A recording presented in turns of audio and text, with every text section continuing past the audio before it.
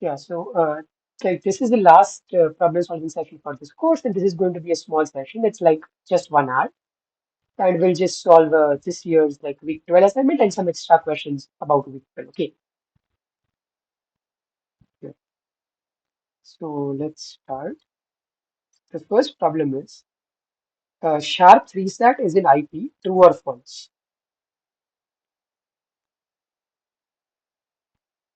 So IP stands for those problems for which we can develop interactive else. Oh, sorry, I lost you. Can you repeat that? So the meaning of the IP complexity class is that for those problems, I mean, this is a collection of the problems for which we can develop an IPS. I mean, the interactive proof system, or is Right. this something else? No, no, it's just that. Okay, all right, yeah. Yeah. Yeah. So I think, yeah, you as you said, it's true. Chat. Like we saw in the class how to construct an interactive protocol for sharp reset using some check protocol, right? And in fact, this protocol had complete like completeness one, soundness half, or something like that. Okay. So the next problem is in the setting of the complexity class IP, what is the computational power held by the verifier? The verifier is a BPP machine. The verifier is all powerful. The verifier is an NP machine, and the verifier is a P-space machine. So which of these is correct? Yeah, the verifier is a BPP machine. Yeah, so if the verifier were anything else, then there was no point in like having interactive proof. You could solve the verifier itself could solve difficult problems. Yeah, the next question is similar. So in the setting of interactive proofs, what is the computational power of the prover? It is all powerful. It's a P-space machine. It's a BPP machine. And it's an NP machine. So which of these is correct? Yeah, the prover is all powerful. But so there is one more thing about this question. So while the prover is all powerful, so we saw that BP, we saw that IP equals to P space, right? And actually, in that proof, what we do is we simulate a prover in P space. So while we define the class IP with an all powerful prover, if we were to say that the proof, no, no, no, if we were to say that the prover can't be all powerful, but it's just a P space machine, even then the definition of even then the class IP won't change. It would still be remain the same class. Yeah. So yeah, is this fine? Yes, yes. Yeah. Okay. So the next problem is an interactive proof system where the verifier is deterministic is denoted by DIP, and which of the following classes is DIP equal to P, NP, co-NP, or BPP? So which of these is correct?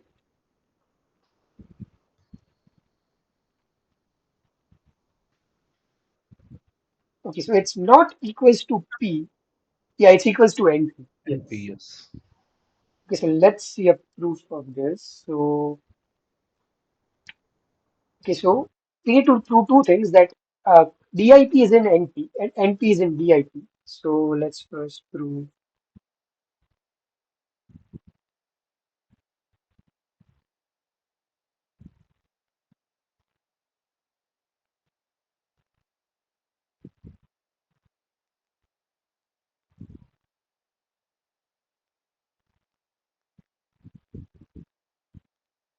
Yeah, so when a language is in NP, what do we have? We have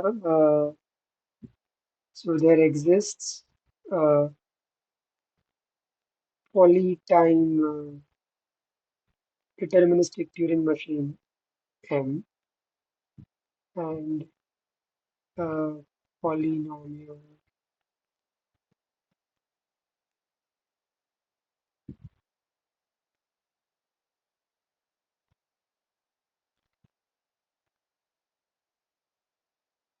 uh, for that's a good for x and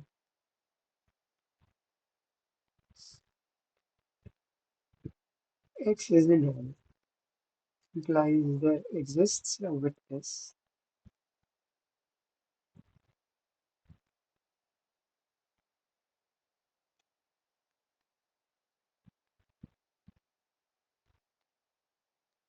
and X not in implies for all witness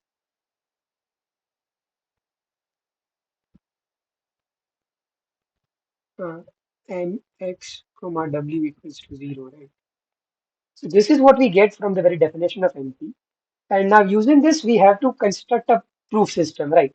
So we have to construct a verifier so that if X is in L, then there exists a prover for which the verifier would accept.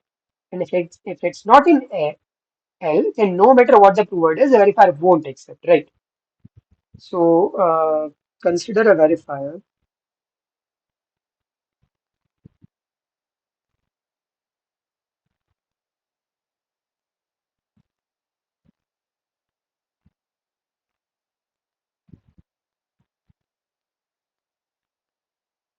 in which a verifier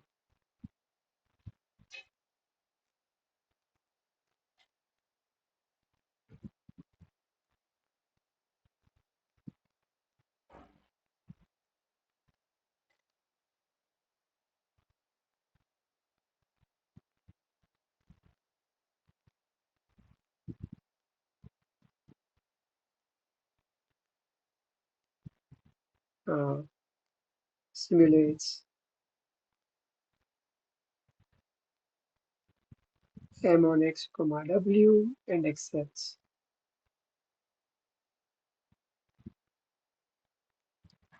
if and only if M accepts. Okay, so this is what the verifier expects the prover to do, right? So now, if X is in len,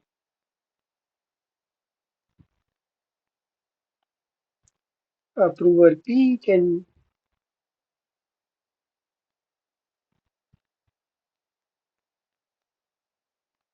send a witness W as a proof, right?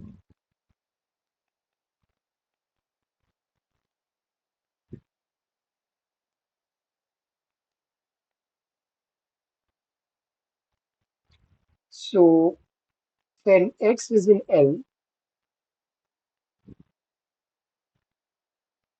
there exists a prover P such that uh, the output of the verifier after it's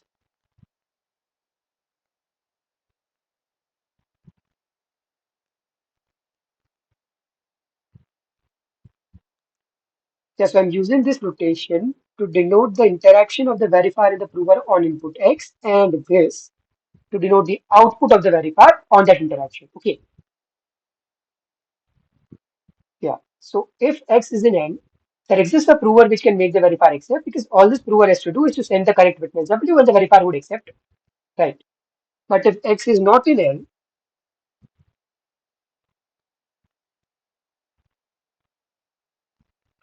no matter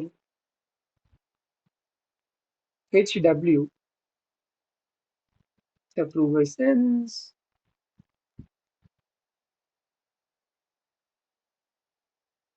Mx comma W will be 0, right?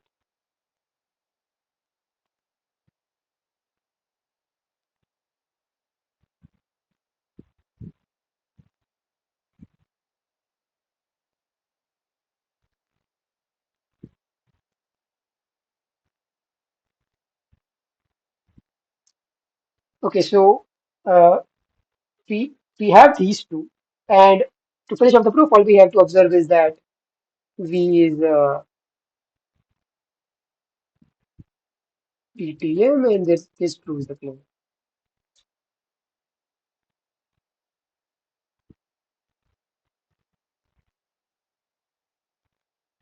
Yeah. So is this fine? Yes. Yeah.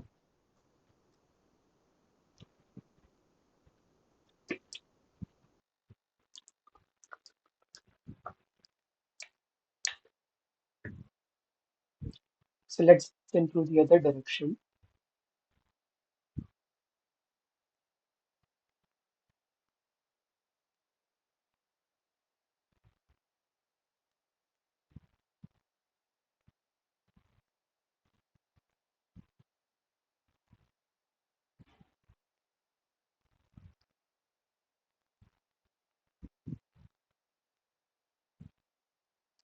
Okay, so suppose that L is in DIP, and for L we have a proof of just one round, right? So the prover sends a message to the verifier, and the verifier uh, decides whether to accept or reject that message, right? If this were the case, then can we say that that language is an NP? Can you please repeat this? Okay, so the question was this: suppose L is in DIP, and for L we have an interactive proof system which is just one round. So all that happens with that proof system is that the prover sends a proof to the verifier. The verifier then like does some processing on that proof and decides whether to accept it or reject it. Okay. In that case, can you say that this language is an NP? Yes, yes, it is. Why? So if in the one round the prover sends a certificate kind of the thing to the verifier, Right. and then the verifier could verify that whether it is the part of the language or not. So this IPS run for a single round, but then this is NP only. Yes. Okay. So yeah, one way to say that would be this. So this is one round. So consider let us suppose that the proof. Okay. Let's call the prover's message W. When X is in L, what guarantee we have? We have this guarantee, right? That the verifier accepts the prover's message, and so that W becomes a witness for X being in the language. And what about when X is not in the language? When X is not in the language, for all provers, we have this guarantee. So no matter which W the prover says, the verifier is not going to accept, right? So the verifier becomes your deterministic Turing machine M, and the message sent by the prover becomes your witness, right? Yes, yes, Okay, because the verifier is not taking the help of any kind of randomness here. right, yes. Okay, so but what's the issue with a DIP proof, right? It need not be one round, right? Yes, Yeah, so what can happen is that the verifier sends a message A1, the prover replies with a message A2, the verifier sends A3 and so on, right? Let's say the messages sent are A1 to AK, right? Now what the prover has to do is somehow, okay, so if you want to uh, show that DIP is in NP, we have to somehow combine all these messages into one witness. So essentially we have yes, to convert a K round protocol into a one round protocol, right? yes, we can, because in every round we have something of the polynomial size, of polynomial, I mean, of the polynomial size. So in the yeah in the K round also the things will remain polynomial only. Right, that is true. But let's say the prover were to send all of its messages A2, A4, and so on in the very first round, right? Okay, okay. But then what can happen is, so when the prover and the verifier interact, the prover gets to reply. Let's say the prover gets to send its second message A4, depending on what A3 is, right? Mhm. So since it knows A3, it can come up with a better A4 that would convince the verifier more easily, right? As compared to let's say sending an A4 without knowing what verifier's query A3 is, right? Yes, So do you see the issue? yes. Issue is the quality of the messages sent by the prover to the verifier.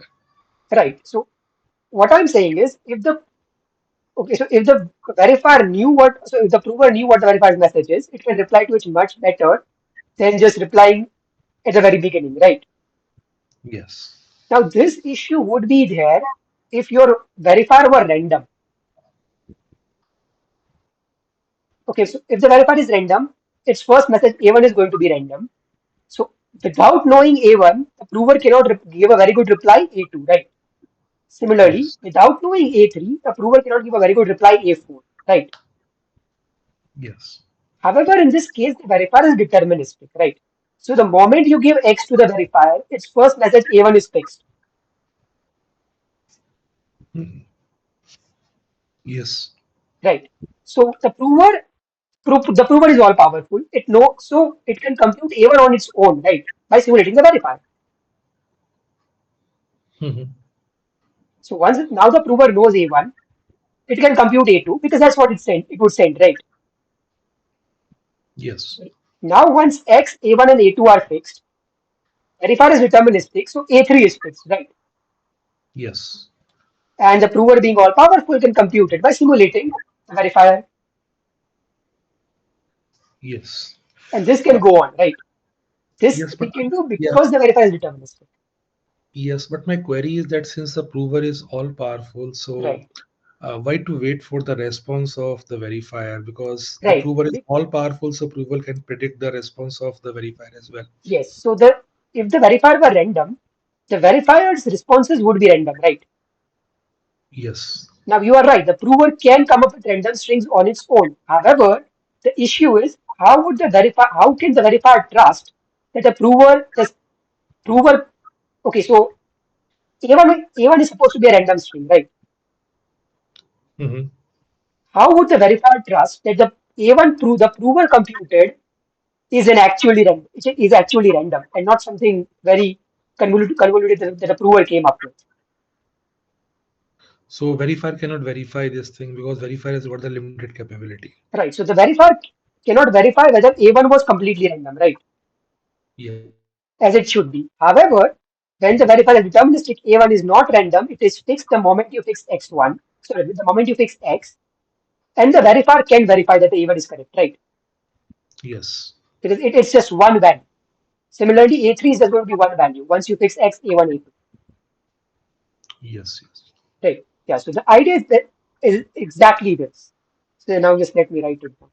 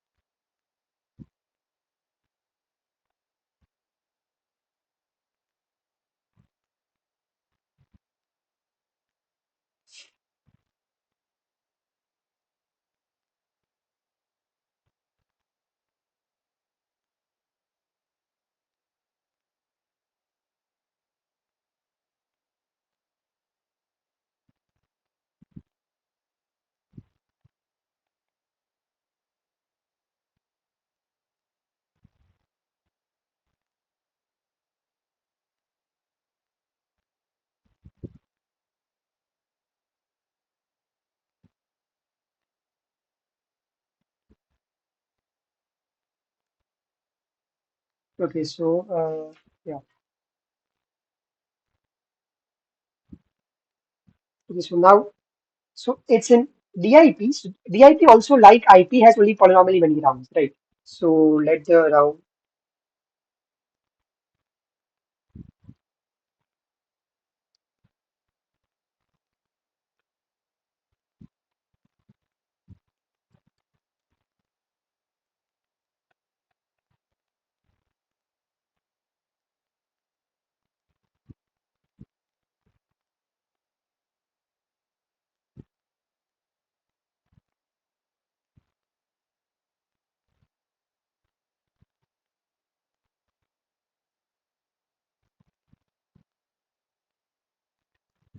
Okay, and let these messages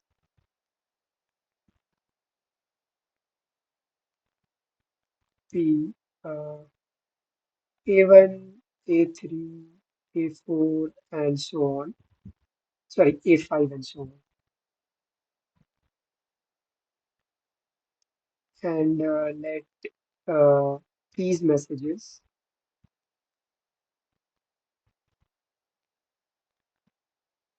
hmm,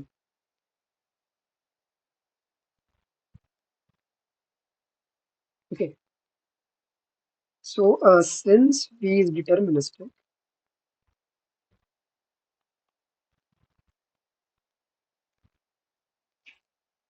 uh, A1 is fixed once X is fixed, right?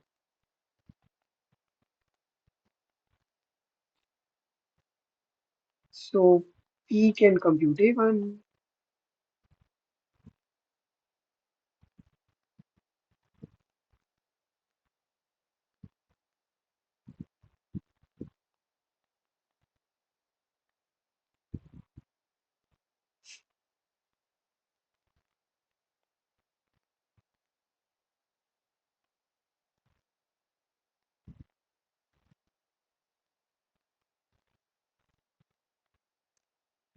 Okay. Now x a1 a2 are fixed. So since we use a DTM,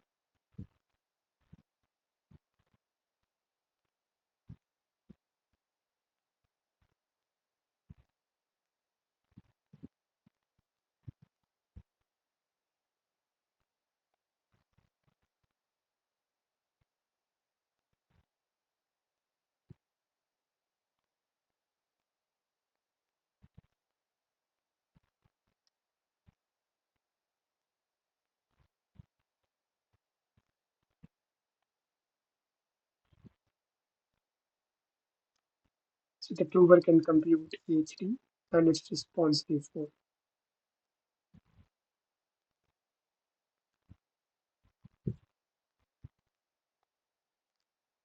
Continuing in this way.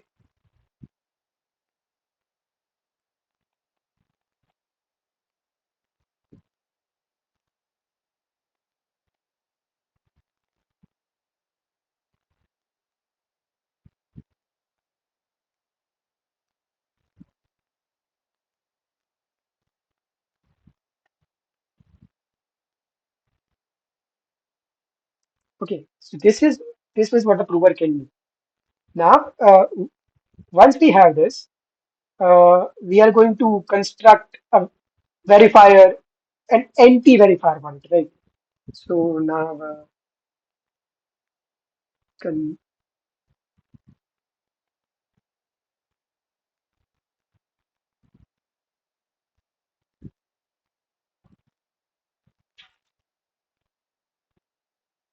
yeah, length of pi is like poly in size of x, because each and every message is poly size of x, and k is also poly.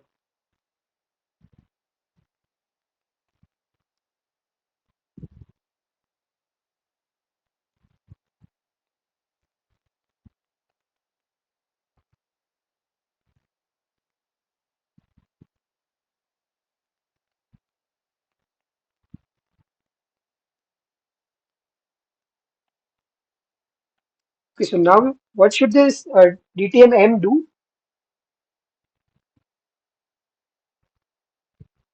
So this is going to be the NP verifier. So what should this do?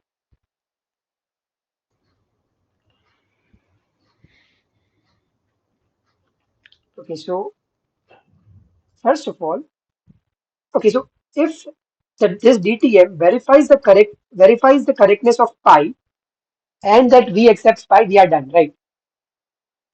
Yes. Yeah, so how can it verify the correctness of pi? What does it mean for pi to be correct? A1 is the message that we would have sent to P on input X.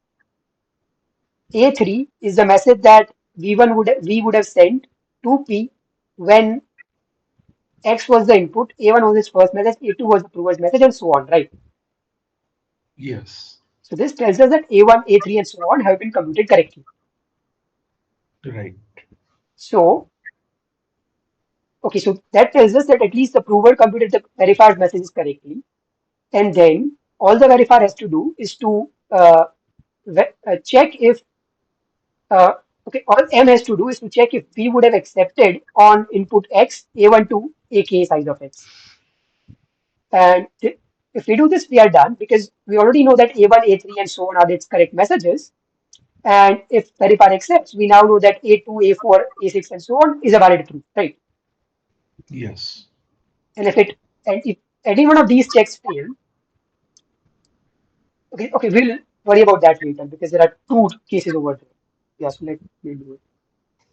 Now consider a DTM on it is the following.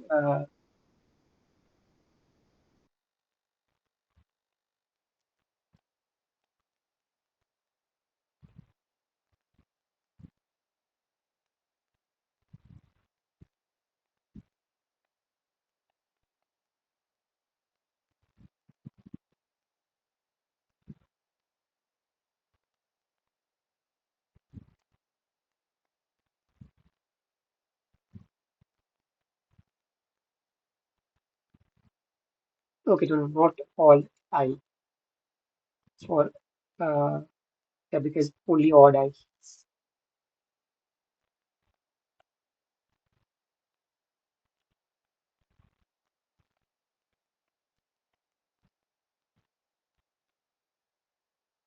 And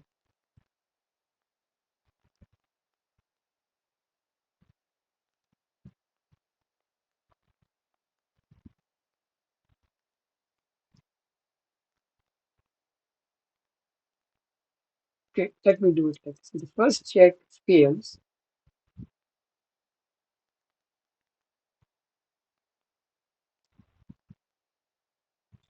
reject. If the first check passes,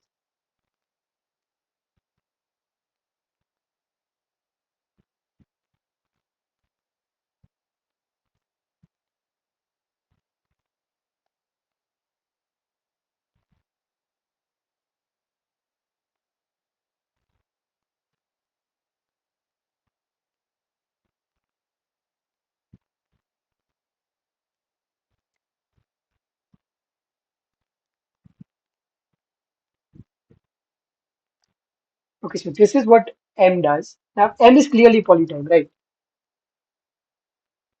Yes.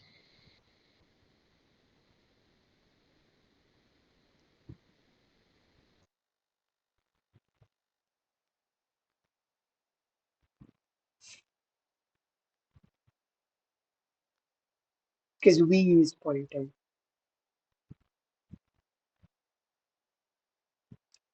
Okay, so now if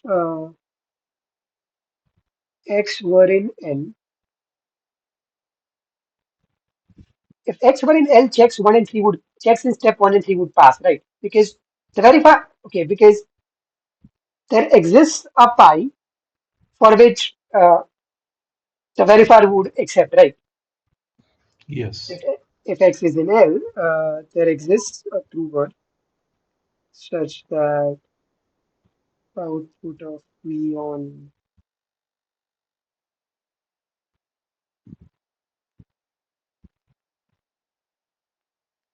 let A1 to be the messages sent in this intersect direction.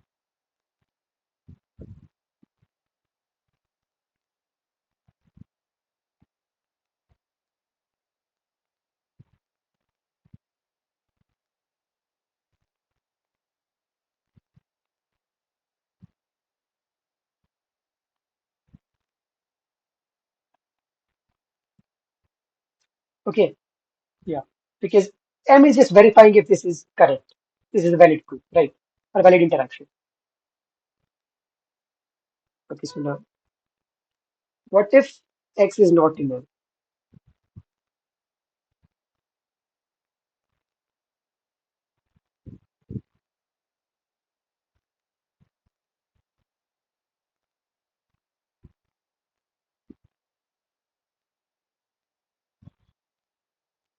Okay, so over here there are two cases, right? Uh, can you figure out what these cases are?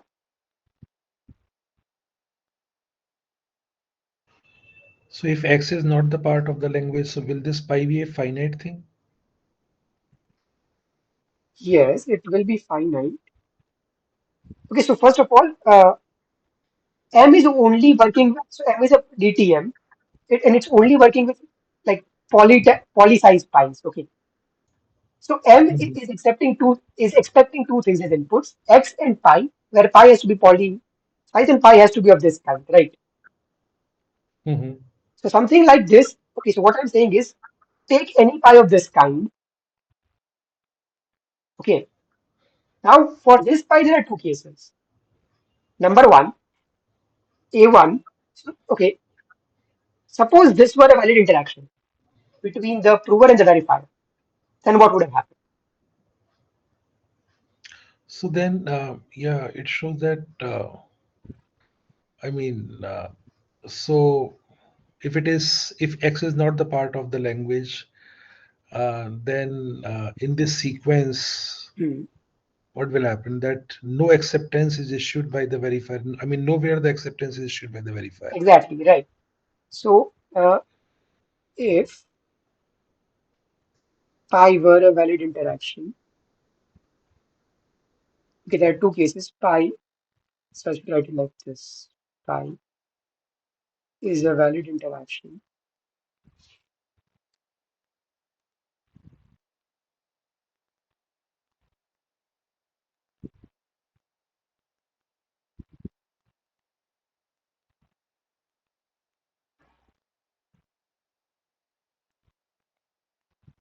So in this case,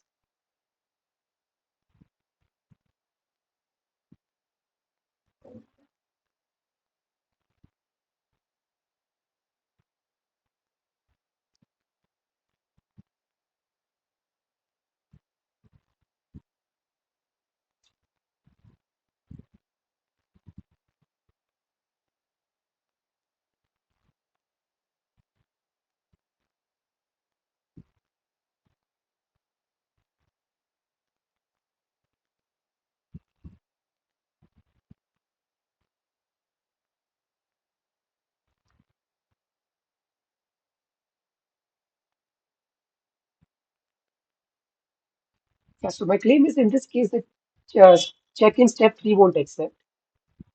Okay, let me be slightly more detailed. Uh, okay,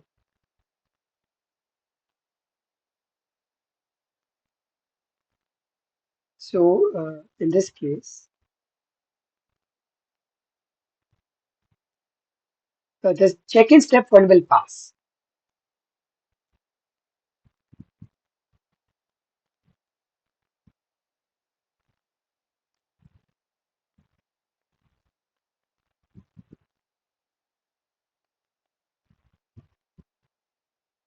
So is this clear? Why the checks in step 1 will pass? From it checks.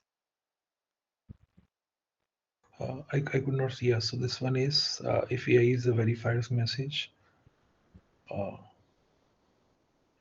So all that is happening in check 1 is that the M is verifying if A1, A3, A5 are valid messages of the verifier, right? yes. So if A1 to AK were a valid interaction between the prover and the verifier, then A1, A3, A5 would be valid messages sent by the prover, right? Hmm. So this check would pass. Yes. However,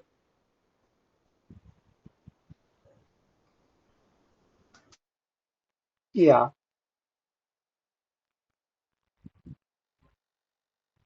now I can focus. Yeah, so the check-in step 1 has passed. So step 1 and 2 are executed. Step 3 would be executed. And M is going to accept if and only if we would have accepted this as a proof, right? But we won't accept this as a proof because of this reason, right? Yes. Yeah. So in this case, the check-in step 1 passes, but three is step 3 that doesn't accept. And what's the other case? So the first case was this. What's the only other possible case? Yes. So then we can think of the a invalid kind of the interaction. So then, Right. Yeah. So here's one sort of tip for case analysis. If the first case is a statement and there are only two cases, the second case has to be its contradiction, right? yes. Yeah. So what's the contradiction of this statement? Pi is not a valid.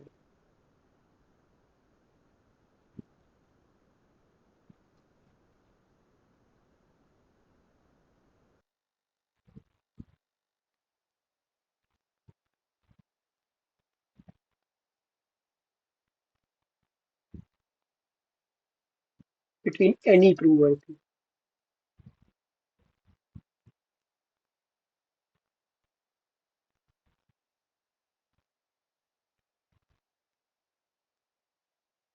Okay, so when can this not be a valid interaction?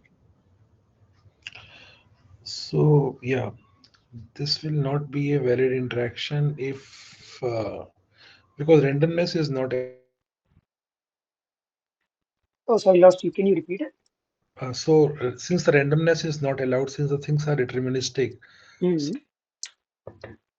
not the part of the language, and still somehow it is accepted or the verified by the verifier.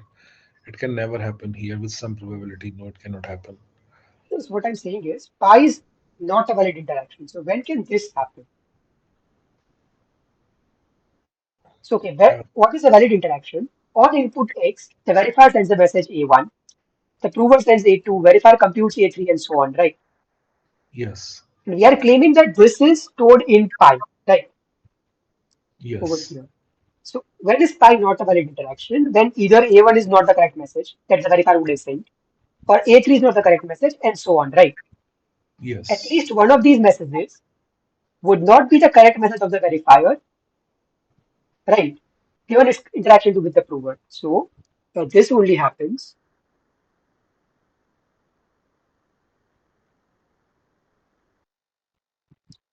if and only if there exists an I such that AI is not the message.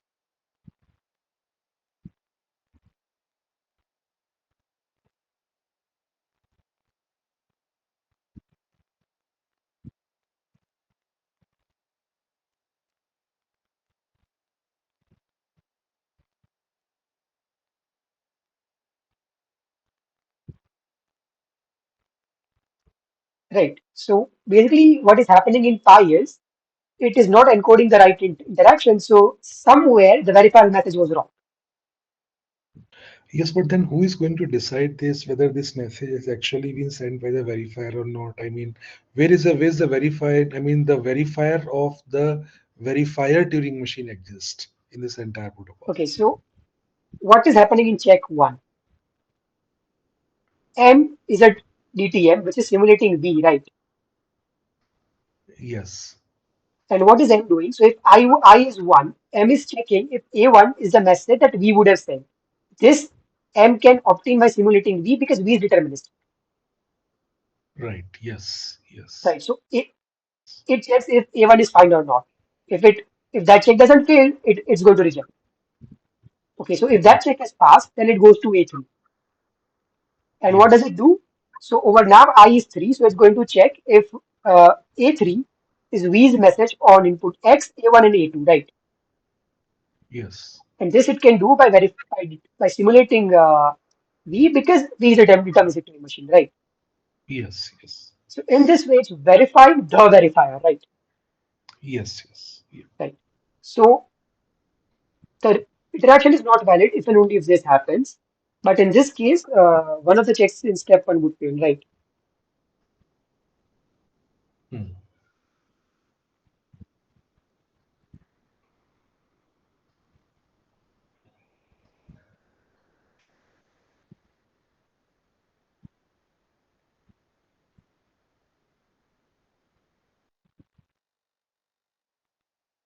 Okay. So now what do we have? Uh, X in L implies M X comma pi is equal to 1. Sorry, I need to write that exists.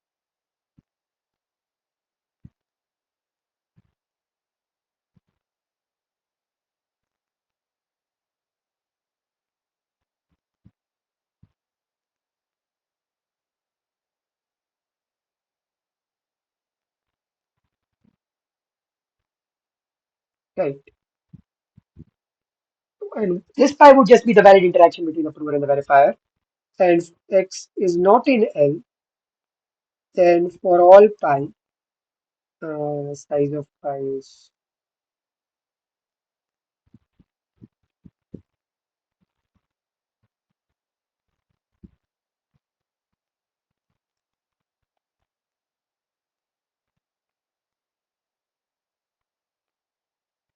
0. So yeah, because in the second case, either pi won't be a right interaction or it would be a correct interaction, in which case the verifier would reject. Yes, but if string is not the part of the language, then till how many rounds will continue following this protocol? Okay, so one thing about interactive protocols is regardless of whether X is in the language or not, the number of rounds of the protocol is fixed from the very beginning. So the verifier knows that it is only supposed to interact with the prover for a certain number of rounds. Okay. Okay. Yeah, so the number of rounds is fixed regardless of whether X is in the language or not, right? Because otherwise, yeah, I mean, if the number of rounds can depend on whether X is in the language or not, then the verifier may never be able to figure out that X is never in the language, right? Because the prover can always say, okay, give me one more round, I will convince you, right? Okay, yes, Yeah. yes. Just like a And student saying, okay, give me one more day, I'll finish the assignment. yes, yes, right, Yeah. right. So, and who will initiate this process in a typical interactive proof system, the prover or the verifier? So, is there any rule that the prover is going to start the process, or will it be the verifier? I mean, it can be either thing.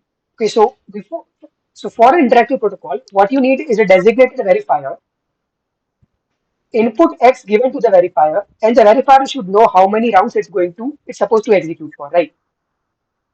Okay, Then it doesn't matter whether the verifier goes first or the prover goes first. Because let's say you have a protocol where the prover goes first, and you want to convert it into a protocol where the verifier goes first. The verifier sends any message in the first round, the prover completely ignores it. okay, yes, yes, And similarly, if you had a system where the verifier goes first, the, and you want to convert it into a system where the prover goes first, prover can send some garbage in the first round, the verifier completely ignores it. yes, Yeah. So, okay, the number of rounds will go up by one, but that is fine, right? It's still poly. yes, Yeah. So, all you need for an interactive proof is a designated verifier, and it must get the input X, and it must know how many rounds it's supposed to execute for. That's it.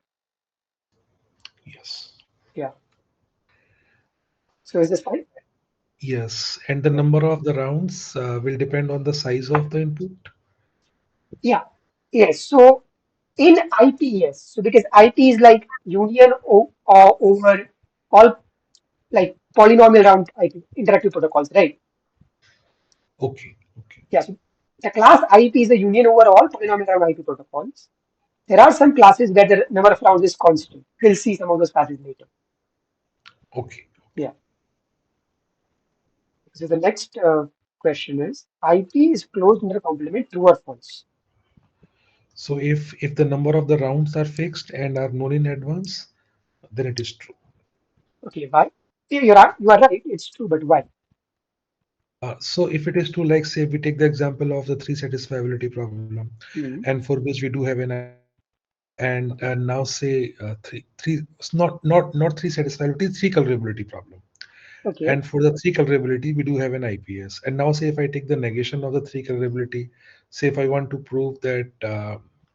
Okay, but then this is the intersection of the IP, I think, not the intersection of. So if it is the intersection of IP,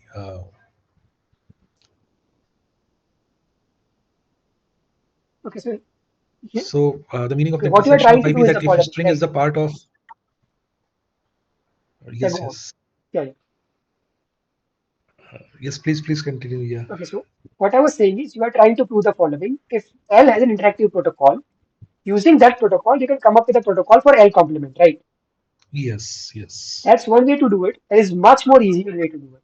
So we know this, right? Can we show that it is Yeah. equal? Okay, you are writing that exactly. Yeah. So this is what we know, right? Was this what you were saying? Yes, yes, exactly. Yeah. Like any P space languages, its complement is also in P space. Right. Yeah. So we know that IP equals P space, and we know that P space is closed in the complement.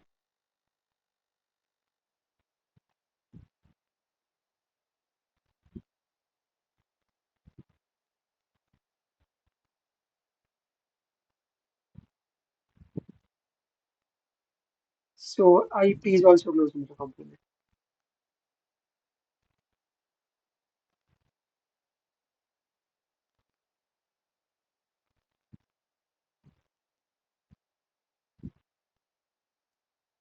Yeah. Is this fine? yes, Yeah. Yeah. So this is the question where we are talking about like number of rounds explicitly. So how are the classes AM poly and IP poly related? So here by the class AM poly, okay, let me first define the class IP poly. So IP poly is a class of all languages for which we have interactive protocols or interactive proofs of with polynomially many rounds, right? So let's say if the number were k over here, then the class would be the class of all languages, having interactive proofs with k rounds. Okay, and Okay. yeah, AM poly is just that. So AM poly is a class of all languages with polynomially many with an interactive proof with polynomially many rounds. But now the verifier is not private randomness. So whatever randomness the verifier uses, it tells the prover that this is the randomness I'm using. One way to do it is to force the verifier to include whatever randomness it has used so far in its messages. Okay. So AM is called public coins proof and IM is called IP is called private coins proof. Okay. And the question is, how are these two classes related? The first is AM poly strictly contained in IP poly. Second option is IP poly strictly contained in AM poly. The third option is both are the same, and the fourth option is they are disjoint. So which of these is correct?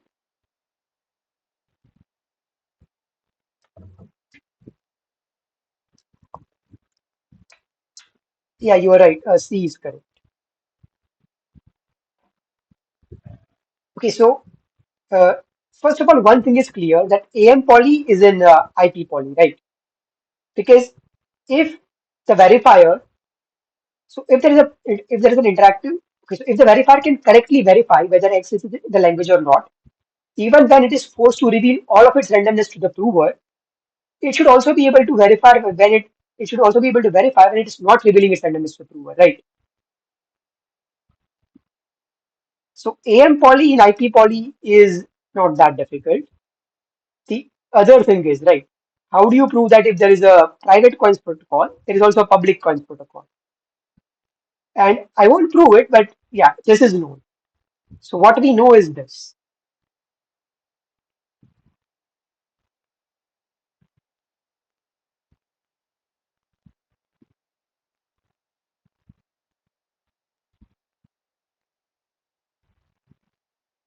Okay, let me write it here.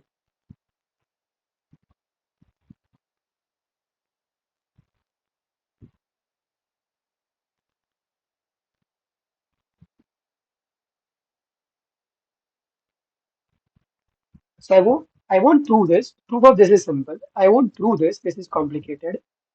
But yeah, we know this for all k. So if k were a poly, then like this is poly, and this is poly. So uh, AM poly is contained in IP poly, and IP poly is contained in AM poly, right? Is this fine? Could you just give a Yeah. brief review that how using two additional rounds we can like deal with the publicness of that randomness we are including? Okay. So Just an overview of I the proof. I don't think there is a brief overview of that proof, Okay. but so okay. In the class, did you see this interactive protocol for GNI graph non-isomorphism?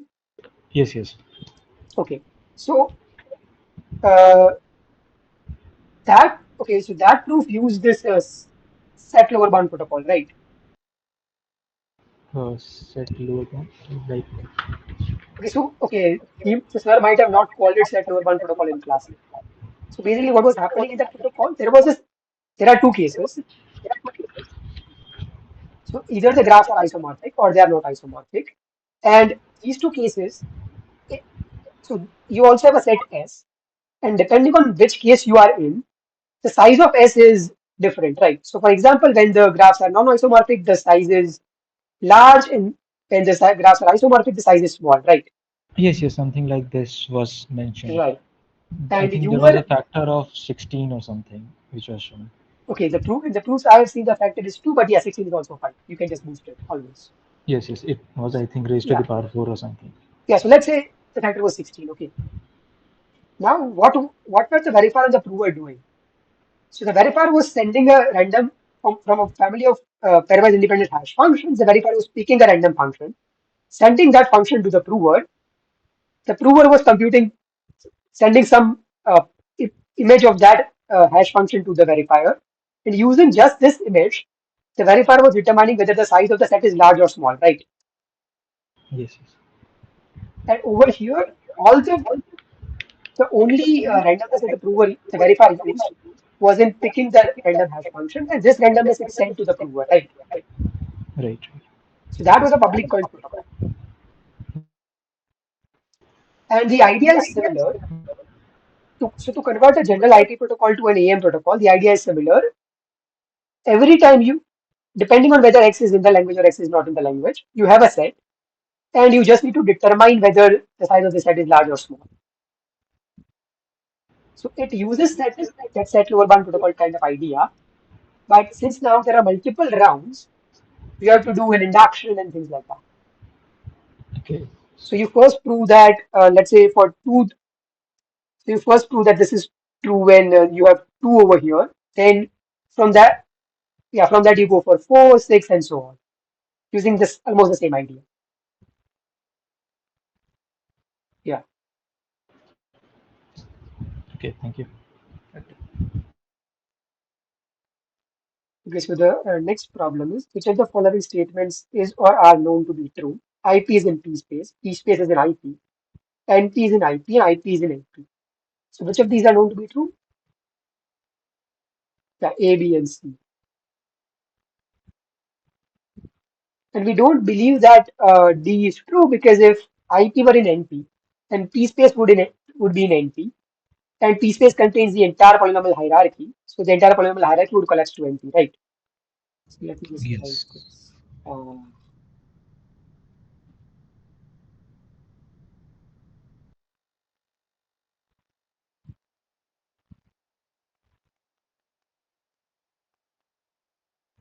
hmm,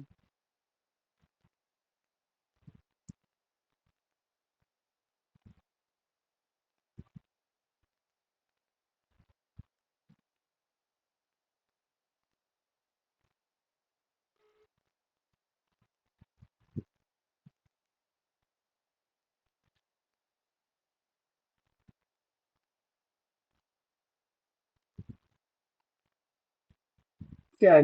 As of now, this is an open problem, right? We don't know whether this collapses or does not collapse, right? So we can't say anything about B. So is this fine? Yes, but clearly this IP can never be the subset of the NP because in IP we do allow the randomness of the verifier. Because if we do not use the randomness of the verifier, then IP and the NP is one and the same thing. Okay, but BP in BPP we use randomness and we believe P equals BPP. Okay. Yeah. Because randomness is okay. So in complexity theory, apart from randomness, you whenever you have two classes, almost always are different, right? That's the conjecture. But with randomness, the conjectures are Got that it. the Yes. classes are same. Yeah. So is this fine? Yes. Yes. Yeah. So we have like 3 or so minutes. So let's look at one extra question. And the question is the following. So consider the class of languages obtained by requiring that there exists a single prover for all x in the completeness condition of IP, right? Let's call this class IP prime. Which of the following is true? IP is strictly contained in IP prime. IP prime is strictly contained in IP. IP is equal to IP prime and the two are disjoint. So which of these is correct?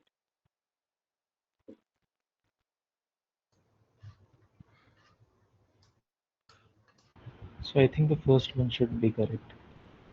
Uh, can you repeat that? The first option, IP Uh, subset of IP prime. Okay, so okay, the correct answer is C. So IP would be a subset of IP prime, but it's not a strict subset. And here's the reason why. So plain 2.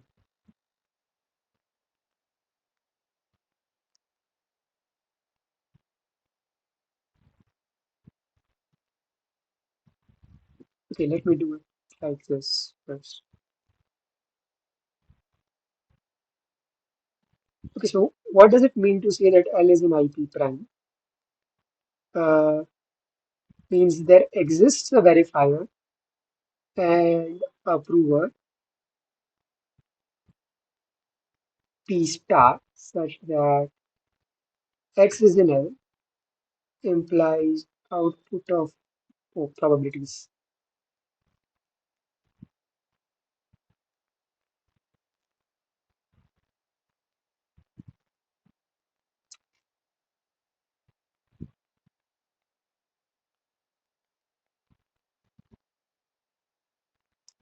So the difference between IP prime and IP is, so over here in IP where there exists P, right? So depending on different values of X, in IP you can have different true words, but in IP prime, if X is the language, you have to use a fixed true word P star. Okay, that's the difference between IP and IP prime. So is this difference clear? Could you repeat it once, please? Yeah, okay. So in IP, what you had was X is an L implies there exists a true word P, so that this condition holds, right? Yes, So yes. what the definition is saying is, depending on X, you can use different true words if a language is in IP. However, when a language is in IP prime, whenever X is in the language, you have to use the same true word T star. So basically in IP, to oh, okay. So let me repeat it. So basically in IP, for the, let's say there are two strings x1 and x2 which are in the language L. Okay. It, saying that L is an IP means that there are two provers P1 and P2, so that P1 can convince V that x1 is in the language and P2 can convince V that x2 is in the language, right? However, if I want to say that L is an IP prime, what I want is there exists one prover P star so that if x1 and x2 are in the language, then P star convinces V that x1 is the language, and the P star also convinces V that x2 is in the language. So there is one common prover for all strings that are in the language in case of IP prime, but in case of IP, you can use different provers. So is the difference clear now? Yes, yes. Yeah. Yes. And this is only in the completeness condition. So in the soundness condition, it's still the same.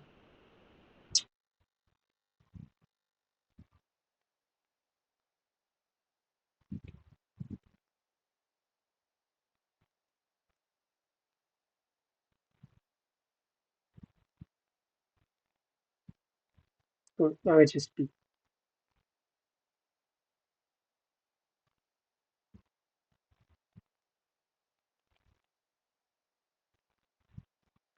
But this immediately means that L is in IP, right?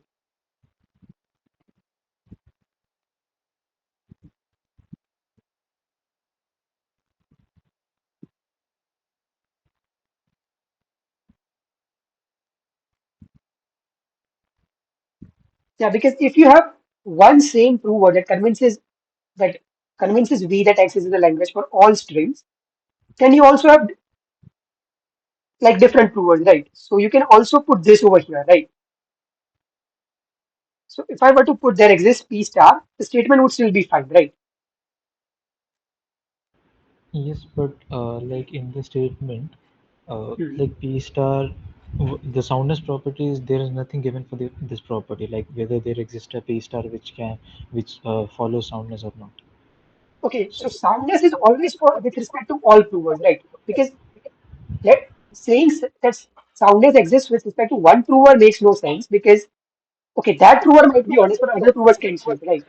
So in soundness, you have to guard against all provers. Your audio is getting stuck in between. Okay, so let me try to rejoin.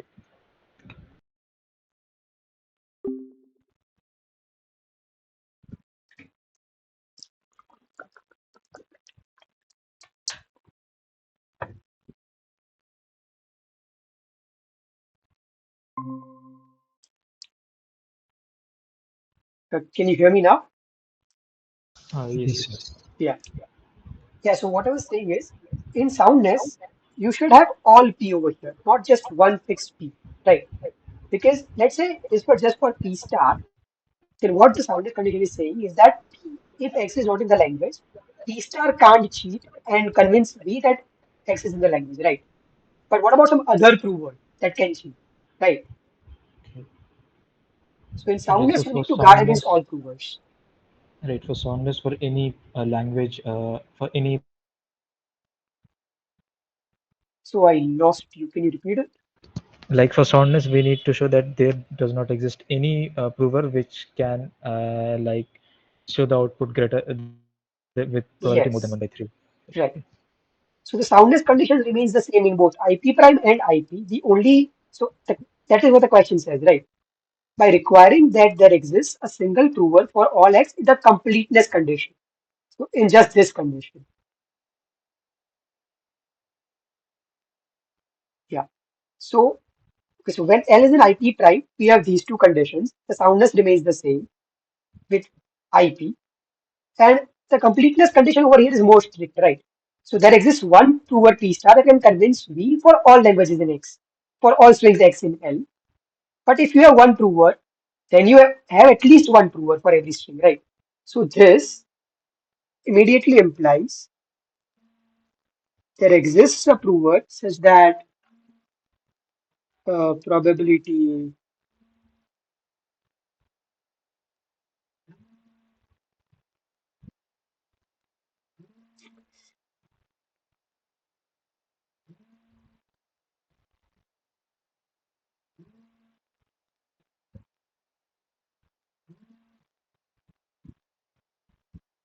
Why? Because this prover can just be P star, right?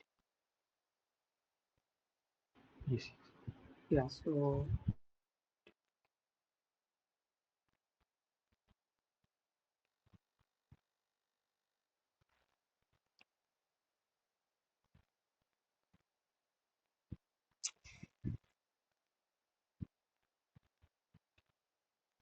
yeah. So this was the trivial part. The non-trivial part is the slightly non-trivial part is the other direction.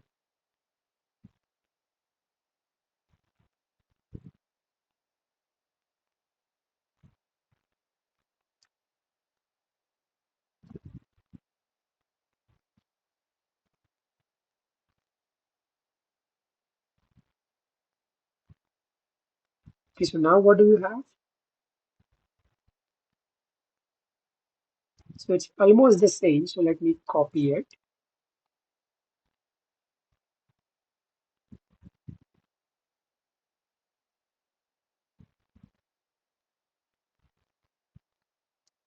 So L is an IP implies there exists a verifier and now there is no designated prover.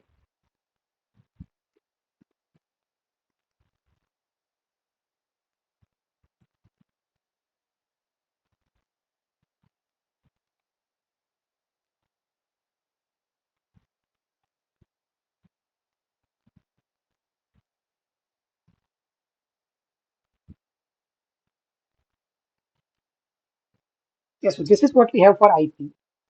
Okay, let me call this prover X.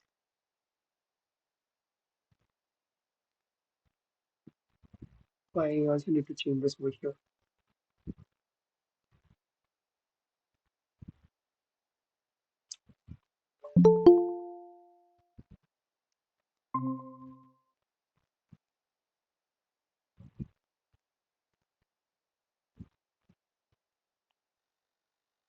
Yeah. So now when X is the language, for every X in the language, we can potentially have different provers. And our goal is to combine all of those provers somehow into one prover, right? So like, can you think of a very simple way of doing that?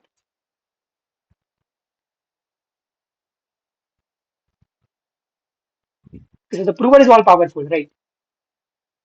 So we can just do this.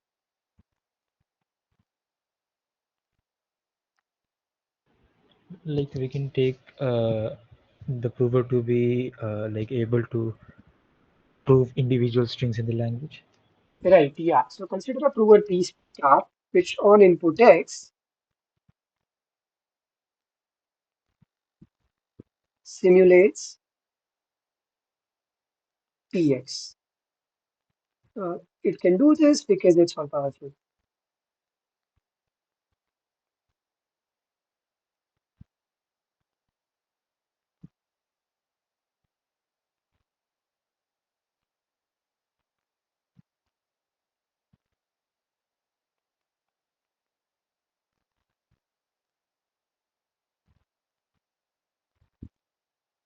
And now what do we have? We have this, right?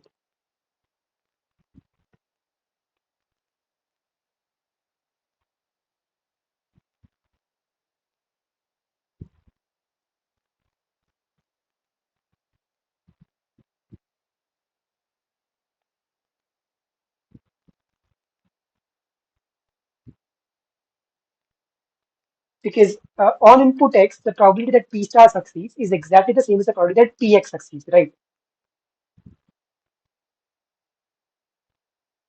So is this fine?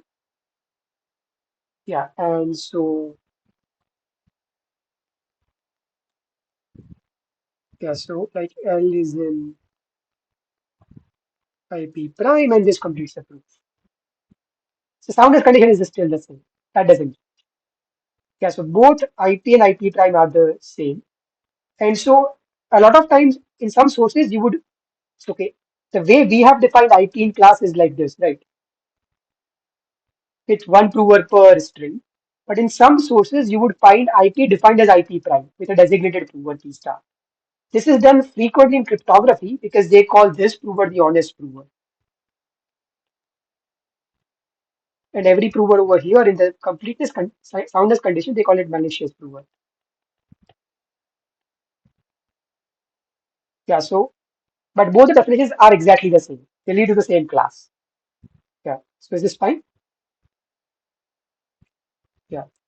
So we are out of time. This was just a 1 hour class. Yeah, so if you have no other questions, yeah, we can end the meeting. So is this the last session? Yes, yeah, Yeah, thank you so very yeah. much for organizing these sessions. I got immensely benefited by your sessions. Okay. The only thing is, even though I could not attend all the sessions, but then you shared the Google Drive link of the previous session, wherein you used to give the overview of the, I mean, the theoretical overview of the Okay, yeah, overview of the theory. right. Used in that session. So if you could share that, that would be really helpful for those who could not find, I mean, could not see lecture videos. Yeah.